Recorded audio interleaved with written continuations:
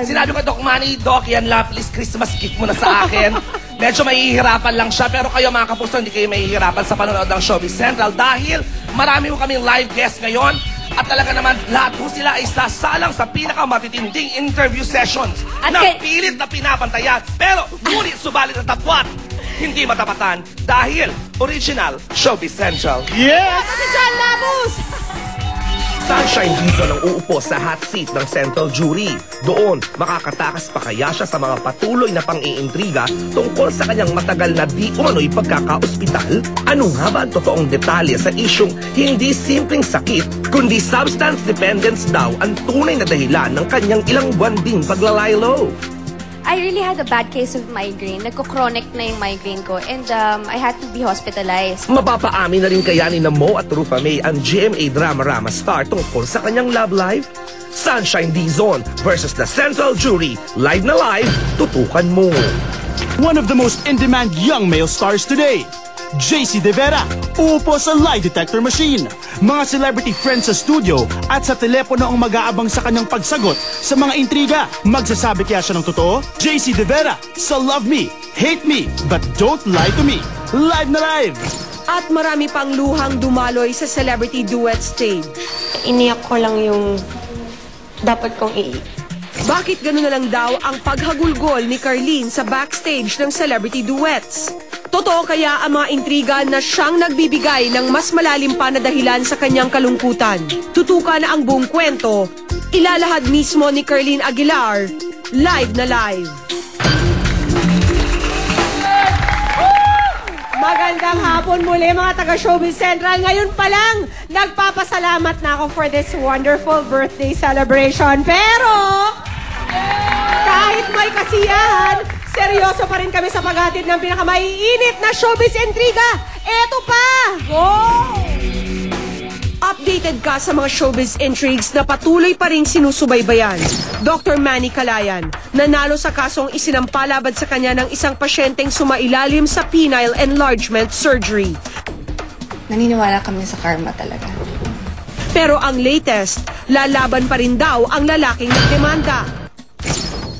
Si Willie Revillame, ipinahiram niya ang kanyang bonggang yate para sa birthday party ni Tita Annabel Rama. Invited ang Showbiz Central sa exclusive night cruise party na ito. At sa tila pagtatapos ng hidwaan nila ni Christy Fermin, Nadia Montenegro di pa rin daw matahimik. Hindi pa talaga. Kasi may mga bagay na okay na sana. Tutukan ang buong detalye. Yes, syempre para maiba naman, batiin ko ulit si Miss Pia Guanes ng maligayang bati sa iyo. For a change, let's greet Pia. Yes, Happy birthday. Pero alam mo, medyo nagbakasyon kasi ako ng kaunti. Kaya na-miss ko yung birthday party ng mommy mo, sayang. It's okay, it's your birthday also, so yun ang excuse I really mo. wanted to go. At ang sabi sa akin, marami daw nangyaring mga ka-intriga. Fairness, I was there, ha? Mamaya malalaman nyo ang buong detalye. Maraming kaganapan during my mom's birthday party last night. Talagang abangan nyo yun mamaya. Pero, Pia, eto na, ngayon na hindi na mamaya.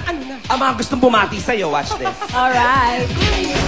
Di tulad ng inaakala ng karamihan, hosting is never an easy job. But Pia Guanyo makes it all look effortless. Ngunit di man ito naging madali sa umpisa. Ngayon, isa na siya sa pinakahinahangaang television hosts. The only struggle I can remember is, yun lang, mahirap siyang gumising na maaga. Dahil she stays late in the evening. Partying, may gimmick, barkada. Oh. That used to be her life. Okay naman siya. I think she's a very normal girl, no? In fact, as far as I'm concerned, she will always be my little girl.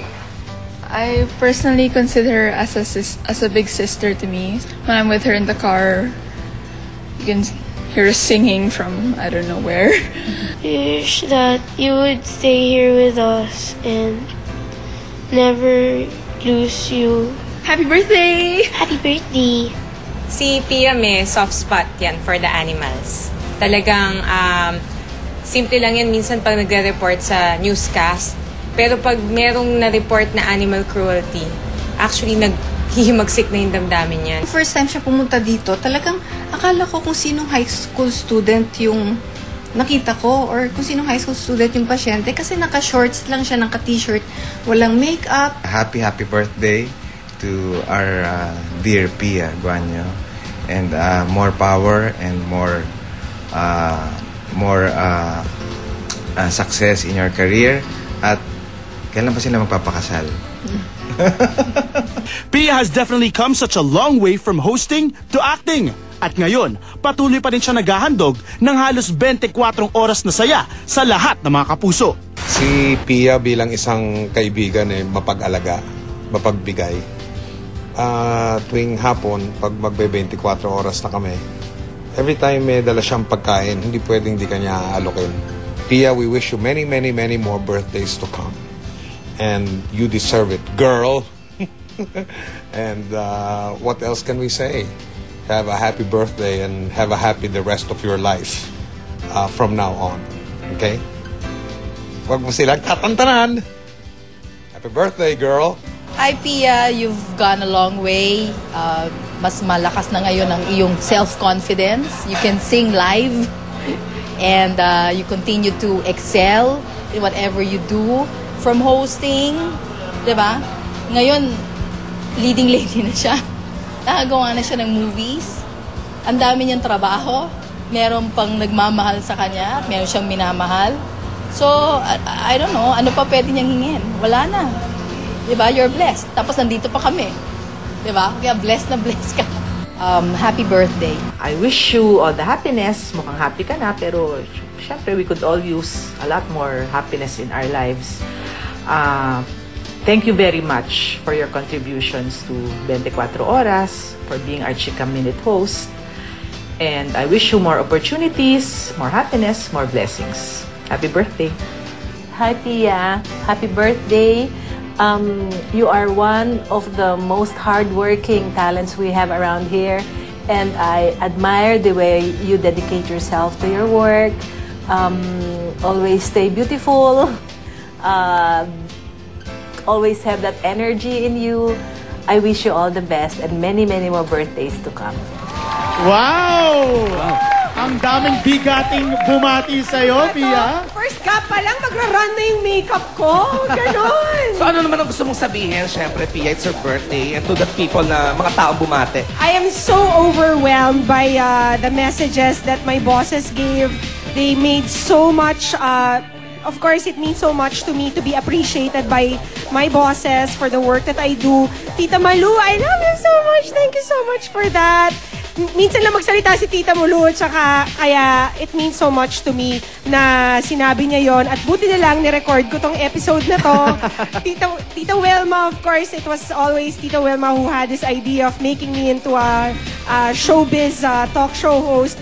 Thank you, Tita Wilma, for your vision of that. And Marisa Flores, of course, my most understanding, most supportive news boss. Maraming salamat. At sa'yo, Mike Enriquez, mas marami pang benefits mula sa ano ba yung sinasabi niya lagi? Mga pagkain daw. Oh, Nagdadala ka raw ng pagkain. Any food from the pantry. Ganun yan sa 24 Oras. Maraming salamat, Mike. And to my two angels, Sophie and Kana. And Dad! Sumali ka pa! Party girl ka raw dati. Girl! Mukha ako, Huli ka doon, huli. Girl! Sabi ko na yung mga young ones na lang Maraming salamat. Love you guys. At syempre, hindi pa kompleto ang birthday celebration ni Pia. Mamaya, more surprises, more greetings, at sasagutin na niya ang mga intriga tungkol sa kanila ni Bossing. Maghahanda na ako ng tissue. Doon ako excited, girl. Oh, yun ang gusto ko. Kumbaga yan ang handa po ni Pia Guanyo ngayong hapon sa inyong mga taga-Showbiz Central. Ito mga nakaraang 2 linggo na po ang mga bulong-bulungan tukol sa di umano'y pagdadalang tao daw ni Pia. Yes. Nagpakasal na daw po sila ni Bossing. Ay lahat yan, itotodo ni Pia ngayong hapon. Sa pagbabalik ng Showbiz Central, eto muna ang Central Boom. Lahat tayo tayo secretly nangangarap na sumikat at maging artista. Yung tipong napapanood sa TV, tinitila ng mga fans at pinag-uusapan sa mga intriga. At kung ang iba, nagpapatrap pa sa isang island para lang magka-exposure at ma-penetrate ang showbiz, dito sa Showbiz Central, all you have to do is magkulong sa central booth for a few minutes and voila! Instant artista ka na! Kita nyo na lang ang mga friends natin dyan sa SM Valenzuela na nag-iwan pa ng iba't ibang tips para mapansin ka. Tip number 1, mas may advantage kung mako-compare ka sa isang celebrity. Idol ko po si Katrina Halili. Hi, Katrina, hello! Idol na idol kita kasi gusto kita kasi morena. Yung beauty mo, pareho tayo. Tingnan mo, just ko. Wait, friend, parang may isa ka pang kapareho